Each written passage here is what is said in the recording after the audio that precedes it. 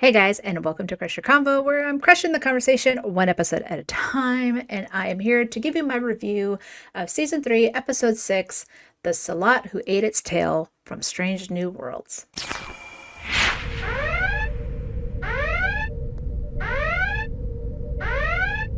Now remember, if you have not seen this episode, please turn back now because there will be spoilers. Spoilers! I gotta admit, this is probably my favorite out of the entire season so far, so I got a lot to say and I have a lot of clips, so let's get to it. Because some things you need to see for yourself to truly understand. Captain, an unknown force just impacted Helicon Gamma's surface. Report. There's a seismic disturbance in the planet's crust. Red alert. Spiking. Helm, take evasive action. All hands, brace for... So that intro was really cool. It started off with Kirk and his officer's log. And, you know, it's showing how he really wants to get into the action and he doesn't like all the boring, just going around and, checking things out. When he's like, we could use a probe. We should be going down and investigate. And of course, his Vulcan captain is a little bit more logical and is like, no, let's stay up here and see what happens. And sure enough, good thing she did that because all of a sudden the planet explodes and you're like, what the hell is going on? That kind of intro really grabbed me and I was like, all right, I'm in for this. I want to know what's going to happen and what the hell is going on.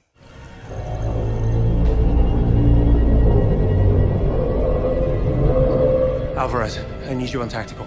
Prepare all weapons. Aye, Commander. We have visual on Enterprise. They are engaging.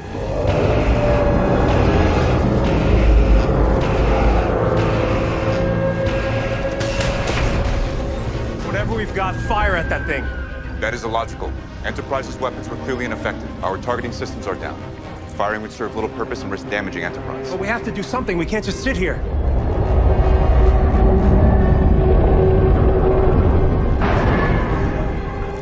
At present, I'm afraid that is all we can do. I wanted to highlight this scene just because you're not sure what is happening. You don't know what happened to the planet. And then all of a sudden you see this monstrosity of a ship, I guess what it is.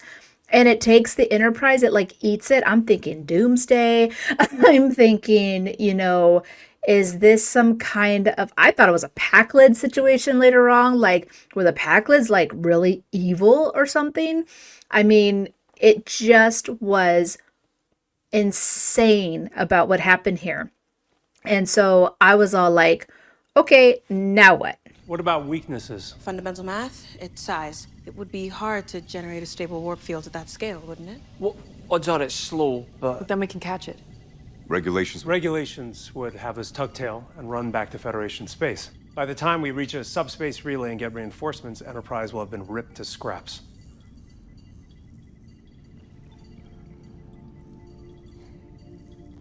We all have people on. My brother is on that ship. As the ranking officer, we will follow your orders. I merely wish to provide you with all relevant information. those are the signatures from the picked-apart alien ships we saw in Nessie's Cub. Enhance that bit, would you?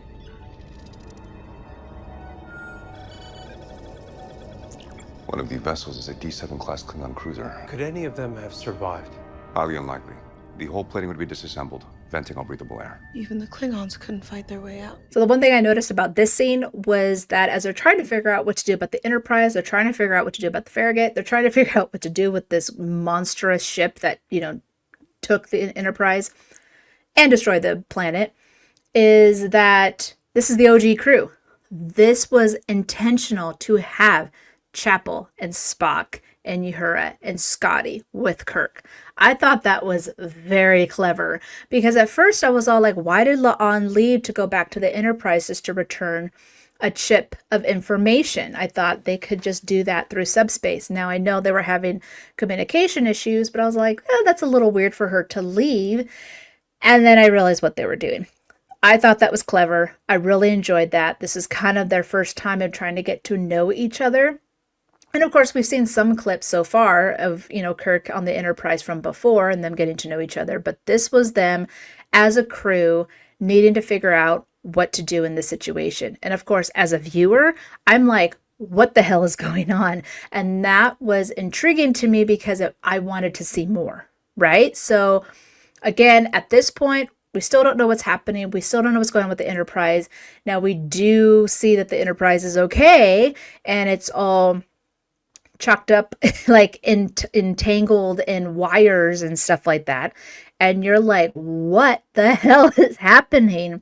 And what I love, and this is, so many people found this, and I don't even know who found it first, but I saw on social media today, that's the TARDIS right there on the Enterprise, just hiding off in the corner. And if anyone remembers back in the series 1 with the 15th Doctor, they were talking about Star Trek. And I was like, hey, a crossover. And then we happened to have, I think it was Russell T Davies and it was Alex Kurtzman at the Comic-Con. And they were talking. And look at that, a little Easter egg. So I absolutely love that as a Whovian. I absolutely love that as a Trek fan. That was an amazing little Easter egg. And I'm all like, I wonder what the Doctor did here to help them out. I'm just saying. Our quarters are exactly what I expected.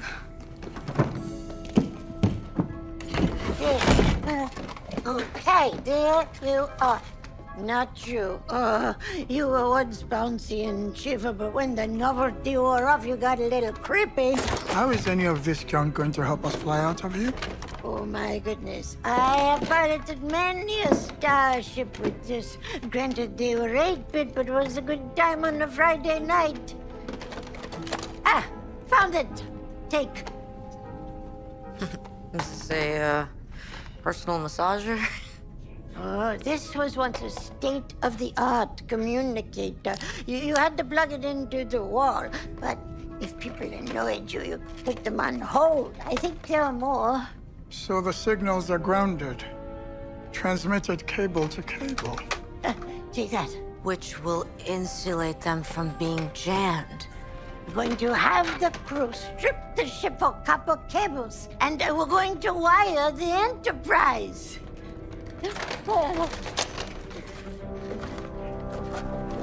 As they walk in, and it's like a monstrosity of junk. I'm like, oh my gosh, Peleus quarters. And M'Benga took the words right out of my mouth. It looks exactly like you would expect it to be.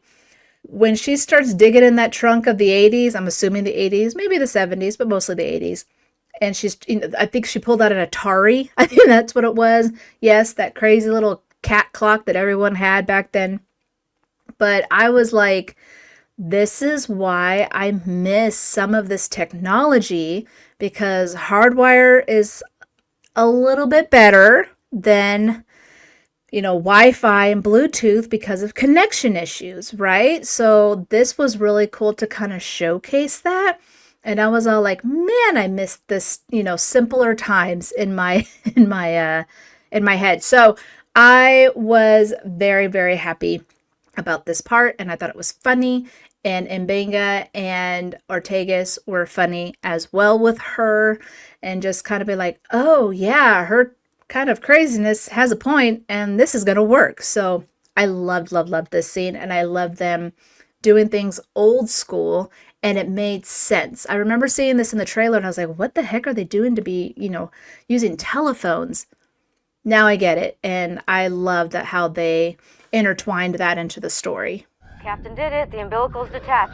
Port and starboard thrusters? 50%. Ease off starboard thrusters. Whoa, not that easy. Give me 30%. 50%. Wait. 50, 80. Cut starboard thrusters. Hate to backseat drive, but you're hitting the wall. Full port thrusters. Thruster controls aren't responding. That's real bad. Wait, I have an idea. I'm all ears. Commander? Commander.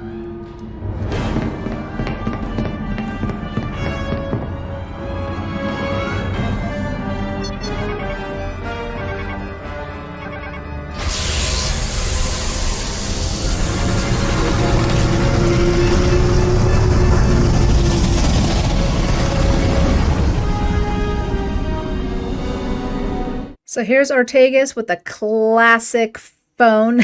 I think everyone had one. My mom had one. It was like more of white and gold. But anyways, and she's telling Mbenga and Una, you know, doing the old school controller of like 10% back, forth, this and that, like they're playing a video game. But when Una was like, oh, I have an idea to push the Enterprise out, she decompresses the bay. At first I was like, what was she doing? And then I was like, oh, she's decompressing it to push it out. And it reminded me of cause and effect, because that was what Riker wanted to do. And then Data was all like, oh, no, let's use the tractor beam. And that didn't work. And so it was decompressing to push them out. And I was all like, oh, Easter egg. I just saw cause and effect right here. So I loved that they mentioned that. But Una, fast thinking, totally cool and kick ass. I was super stoked about that moment. And then, of course, they were able to get out, and Ortegas was like, all right, 10% thrusters, let's go. In the mid-21st century, before first contact with the Vulcans, a group of scientists believed that Earth's environmental crisis was too severe to recover from. So they built a ship. They hoped it would carry humanity to civilizations in other worlds. But it failed. The ship disappeared. The entire crew, their families, gone. Never heard from again. I remember when it launched. We hadn't yet invented warp drive. It barely put out the fires of the Third World War. One of the few nations left standing sifted through the ashes of their space program, scoured the world for a crew, you might say. They were the best of us, the most optimistic, searching for a way to carry on the flame of life. All those people. 7,000 souls. The descendants of the original inhabitants. So what went wrong? How did they go from that to whatever it is they became? It's incredibly sad because, Kirk being in the chair for the first time, and he had to make these tough calls. And it was one of those things where he had to just I just killed 7,000 humans. And it was kind of an eye-opening experience because he didn't understand why they became the way that they did. And, it seemed like these people were out to be the best of humanity, as Pelia said. But something happened. And the one thing that I didn't like about this episode is I kind of wish I knew why. Why were they just trying to survive and they just didn't realize they attacked a human ship? What did they go through these last 200 years? It was a little confusing in that aspect of just, okay, I understand why they left after World War III, just before the warp drive situation and meeting the Vulcans. But why were they doing this? What made them become who they were? Because they were seen as monsters, not the humans that was the best of humanity, not the descendants that they came from. So I didn't like having more questions than answers at that point. I think it was a good, and of course, the team also didn't have the answers, because Kirk even asked, what happened? And they all died, and it was by his hand, and he was going to have to live with that. And there was something that Pike said to him, and I loved this quote, but he said, "The big decisions seem so simple when someone else has to live with the consequences. But the choices you make in that chair, they are yours to make. And what comes after that is yours to live with." This was the start of Kirk having to learn about how big it is to be in that chair. You know, to him, he was like, I want action. I want to do this. And he didn't like how his captain was a little too safe. Now I think he was kind of understanding why she's safe, because shit happens, right? Especially in space. Shit happens. And he even had said earlier in the episode, he's like, thank God she didn't listen to me, because we all would have died. I would have been down on that planet doing an away team, and we would have instantly perished. And that was something he had to grasp with. And of course, he didn't die, and his crew and the Enterprise crew was saved. I mean, I know there was some casualties, but he had to live with the fact that he just killed 7,000 people. But like Pike said, you made the right call. They were attacking us. They were trying to kill us. We don't know why. And you had to do what you had to do. And I think that was an important lesson of why we get Kirk later on, of the type of Kirk that we got. And so I really enjoyed this episode. And like I said, little tidbit of just like, kind of wished I would have known why with these characters or these humans that was attacking them, and they were attacking other aliens and stuff like that. I guess needing resources, but they became savages, and it just was like questioning what happened to these people to make them who they were. Again, I really enjoyed this episode. I really enjoyed the difference between, you know, what was happening on the Farragut, where it had Kirk and Spock and Uhura and Chapel and Scotty. And then, of course, seeing the other characters, La'an and Pike and Una and M'Benga and, of course, Ortegas. And so it was a nice little separation there. And of course, Palia having that bright idea with the telephones and stuff. Great. I think everyone played a role in this. And it was just an action-packed adventure. And I really thought this was great. This isn't a Strange New Worlds type episode in the sense like, yes, they didn't go to a Strange New Worlds and meet aliens, but they did meet a strange entity of a massive ship who is the destroyer of worlds kind of situation. And it turned out that was them. And it was kind of a highlight of like, what can we become, you know, because of the circumstances that we're in? Can we become evil? Can we always stay good? Can something really trigger us to do bad things? And I think it made you think, right? And it made these characters think. So that's what I loved about the episode. Again, comment below and tell me what you thought of this episode. Please like this video, and if you haven't already yet, please subscribe. I cannot wait for next week's, and of course, I will be coming back with regular episodes in September with a special episode called Battle-Hardened Mothers, where it is going to be celebrating the 30th anniversary of Xena, and I'm going to be talking about Xena and Beverly Crusher and how similar they are in their characters, and I will be having special guest Marcy from Idle Ride Podcast. She was on my season finale last year, and we had loads of fun talking about Lower Decks. And yeah, I am super, super stoked to be talking with her. And of course, check out my video about STLV. I have a lot to say. I have a lot of things to show you. And as always, guys, live long and prosper.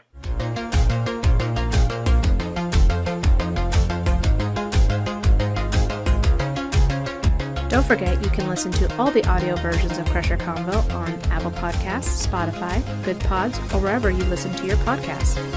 You can support the podcast by buying merch on TeePublic, buy me a coffee by scanning that QR code, or becoming a Patreon member for as low as $3 a month. But the best way to support Crusher Combo is to like and subscribe here on YouTube.